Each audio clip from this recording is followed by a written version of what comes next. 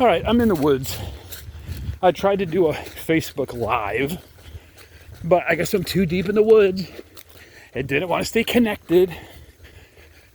Earlier, I was on 95 South, going through Savannah, and there was torrential rain, lightning. And now that I'm back home, we're running the trail. Feeling like a kid, going through some mud puddles. You got to find the silver lining while avoiding, maybe some alligators and some snakes and stuff like that. But earlier I spoke about this too shall pass. No matter what you're going through, no matter how hard it is, there will be light at the end of the tunnel. It will end. You'll be onto something else. Sorry for the camera view that's jumping all over the place. But listen, it won't stay connected for a live.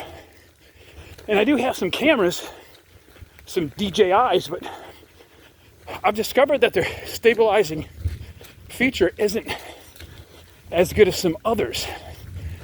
So I can strap it to my chest and run. So I'm actually just holding it with my hand right now as I run, which, makes it a little bit more difficult. Switch hands.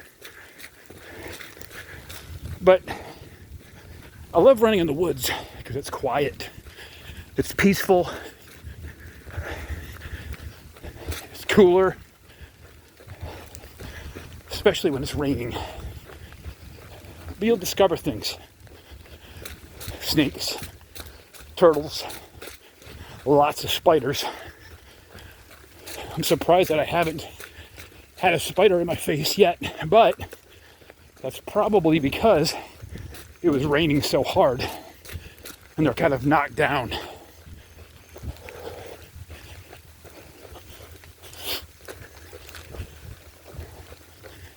And listen to that. I'm going to shut up for a little bit while I run, and you can just hear my footsteps through the woods, the rain coming down on the trees, and you might even hear some frogs singing for some more rain. Let's listen in.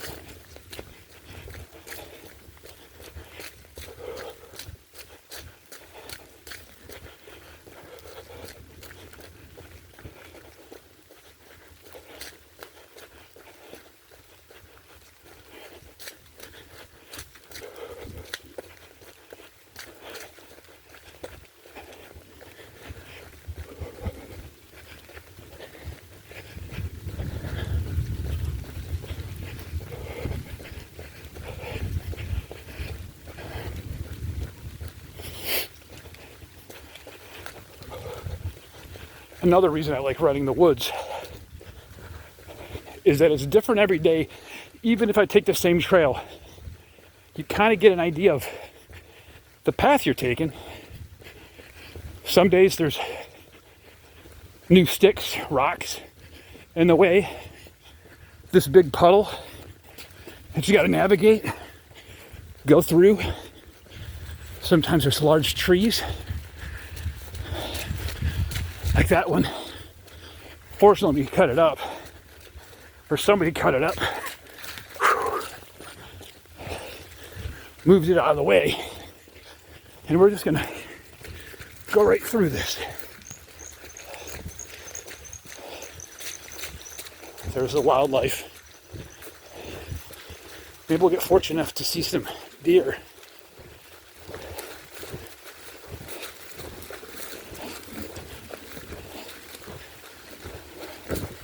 One thing that I frequently see and afterwards is ticks. Got to really watch out for those. So, like Brad Paisley says, I like to check you for ticks. So, I often have my wife kind of look me over to make sure that I don't have ticks, because I've had some on me, had to pull them out. But that's the beauty of running in the woods.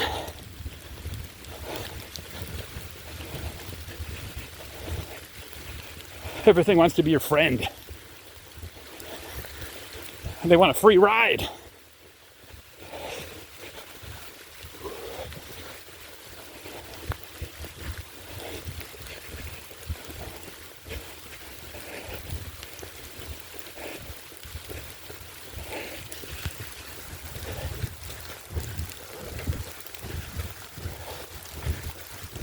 Tell you one thing, when it's raining, it's so much cooler than, 105, because even in the woods, that's hot and humid.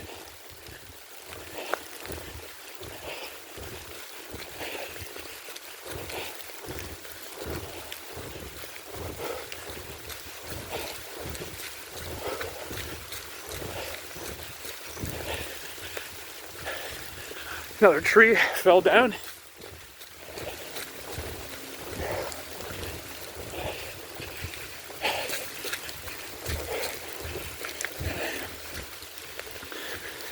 And my plan is to document more of the runs in the woods.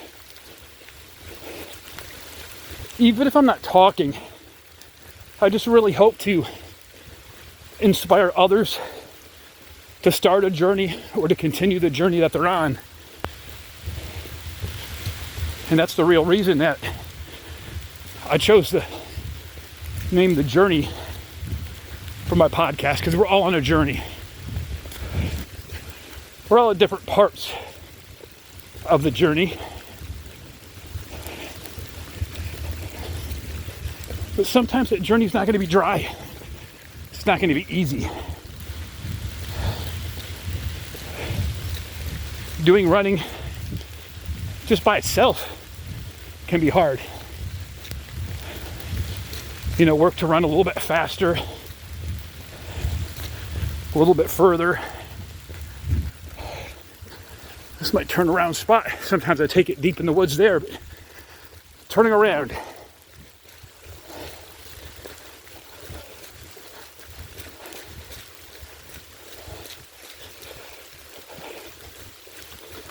I've said this many times before.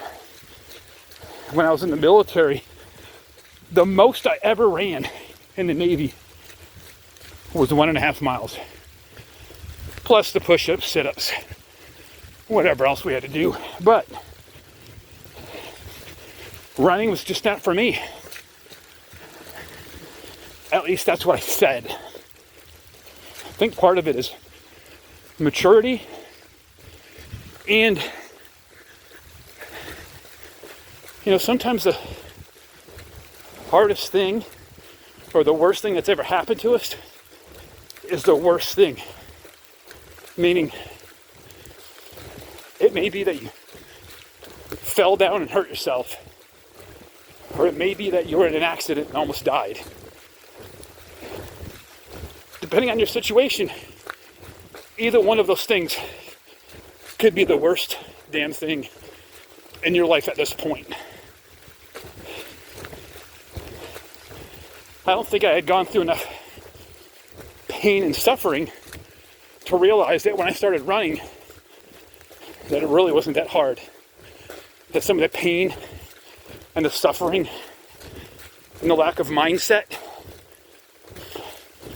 was really nothing. Look at that. Shoes soaking wet, muddy. 20 years ago, when I was in the military, I never would have done that. But screw that, it's raining. I'm not going outside to run. Unless I'm forced.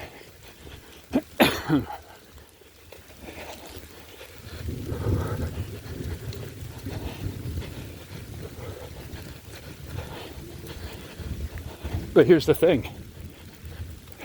The hardest thing that ever happened to me was the hardest thing 20 years ago.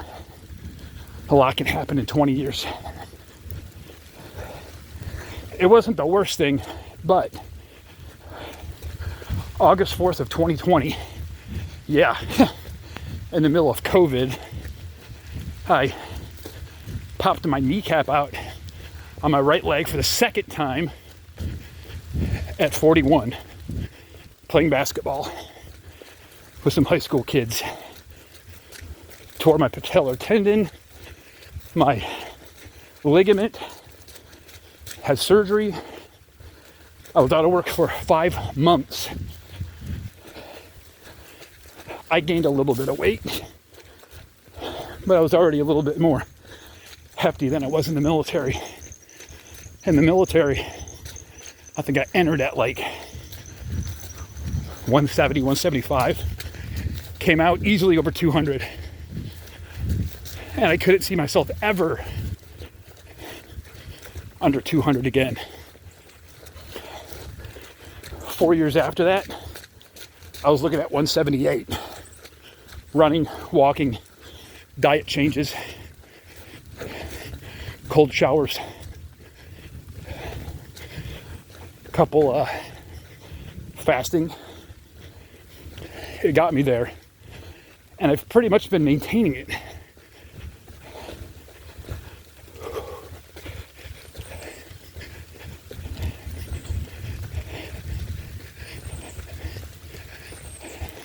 Now, I snapped back pretty quick when I was, 30? Roughly, I think the first time. Popped out the kneecap. I interviewed for a job the next day. I was on crutches for a couple weeks. And then I was just hobbling around. No surgery. But I was younger. He bounced back a little bit quicker. And I don't think the damage was quite as bad. I had a smaller tear to the patellar tendon and probably the ligament, but not as bad as this next time. So yeah, yesterday, it's 5 years. It's the second incident happened.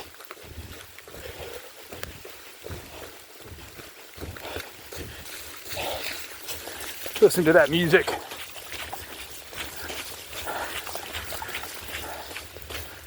Whew.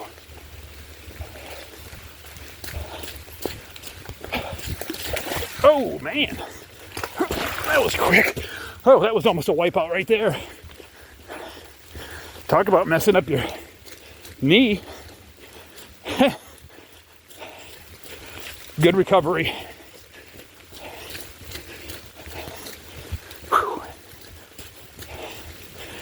That is a great example of falling down, just about falling and coming back up.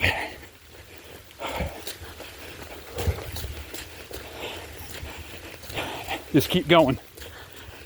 My foot dropped into that damn mud puddle and down into the mud.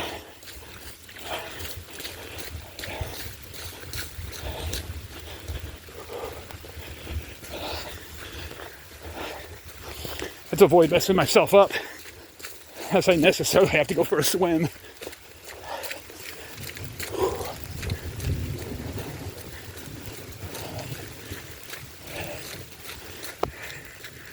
I don't know how many minutes I've been into this. 14 maybe? I love to document the whole thing. But one thing about it is I gotta keep my keep my eye on the trail and also have two hands to balance without dropping the phone. proved to be a little bit more difficult because I don't have it on my chest mount where I got 2 hands and I got the equilibrium. So I'm going to end it here, and hopefully in the near future I'll keep on documenting it, maybe using a different camera, and we'll do the whole 25-30 minute run, sometimes more, 45 minutes, an hour, whatever it may be. If you're a beginner to jogging or running, I'd love to give advice. I'm no expert, but what I can tell you is what's worked for me. And I will tell you that it's not straight to the top. It's going to be small changes. Focus on a couple of those small changes, and we will make changes for you. We will make improvements a little bit at a time. But listen, 6 months or a year, you look back, you'll see a huge improvement. Well, it will inspire you and motivate you to continue doing just that, becoming better, and then hopefully inspiring others, motivating others, and pulling others up with you. Because the only time that we should be looking down at somebody is when we're giving them a hand to help them back up.